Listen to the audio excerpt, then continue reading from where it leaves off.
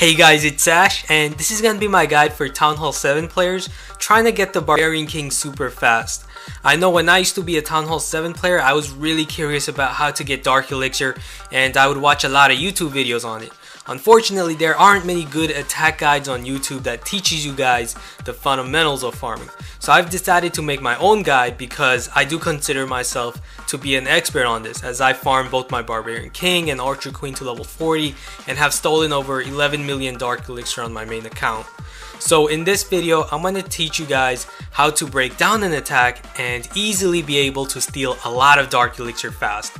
And it only requires a few simple steps and you'll be a pro in no time. Now, I want you guys to know that in this video, I'm still practically a Town Hall level 6 player because I just got to Town Hall 7 and I have yet to upgrade my army camps, my laboratory troops, and my spell factory. So I still have all level 3 troops, but that's how it's like when you're a new Town Hall 7 player. So this should be an excellent example of how to attack Town Hall level 7 players for Dark Elixir, even though you still have Town Hall level 6 offense.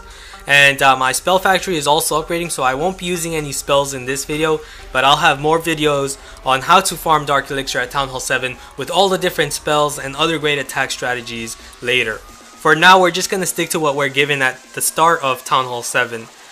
So the troops we're going to use are 8 wall breakers, 6 giants, 3 barracks full of archers, and 1 barrack full of barbarians. And all of these troops play a very important role in this attack method.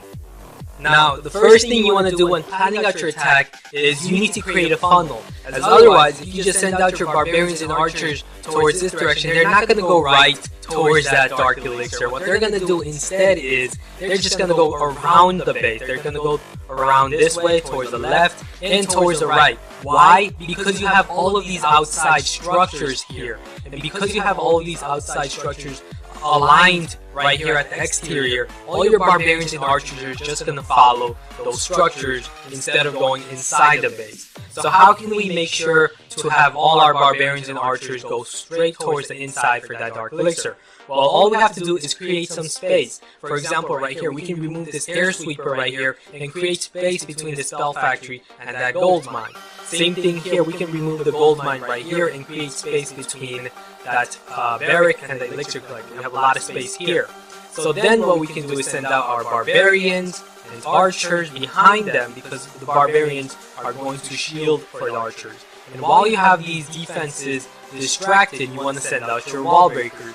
You want to send out your wall breakers away from the direction of the wizard tower's attack. So if the wizard tower is attacking your troops this way, you want to send your wall breaker towards this way to open up this wall. And the reason we want to open up this wall and go inside this compartment is because then our archers, with their range and ability to attack over the walls, can target that Dark Elixir storage.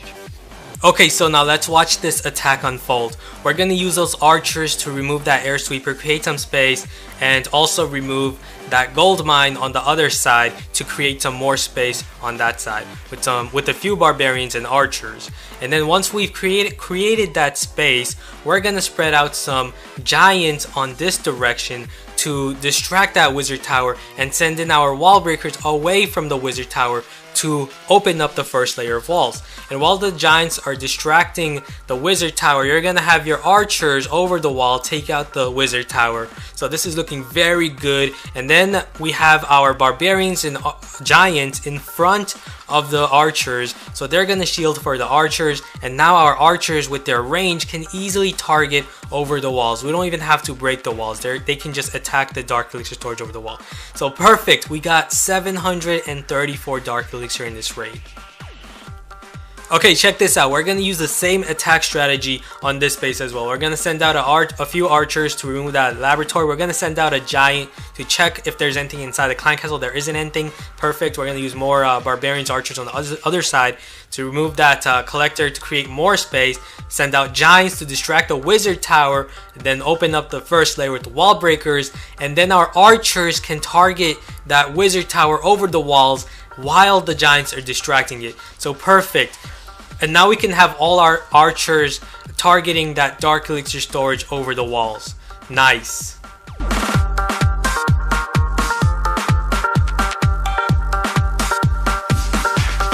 Now, one very important thing that I want to note is how quickly I'm deploying my troops. As you can see, I'm deploying them here, here, here, all at once. So how am I doing that? I'm using 3 fingers and I'm holding down onto the screen. This way I can quickly deploy all my barbarians and archers at once. And it's very important to quickly deploy your barbarians and archers, because the quicker you deploy them, the bigger your group of army is, and that way you can overwhelm these defenses better.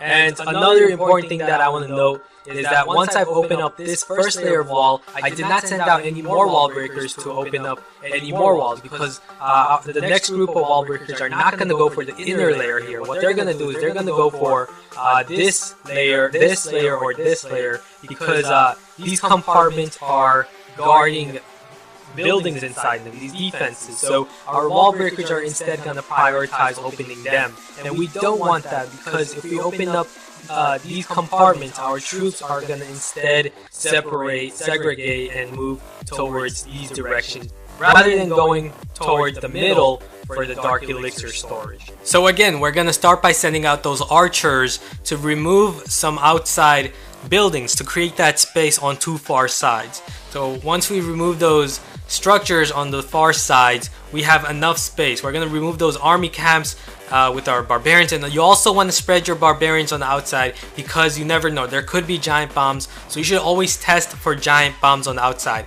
And then you want to send out your giants, distract the wizard tower, use your archers to remove the wizard tower over the walls, open up the first layer of wall while you have the defenses distracted, and then you can have all your archers target the dark elixir storage over the wall while you have barbarians and giants in front of your archers to shield for them.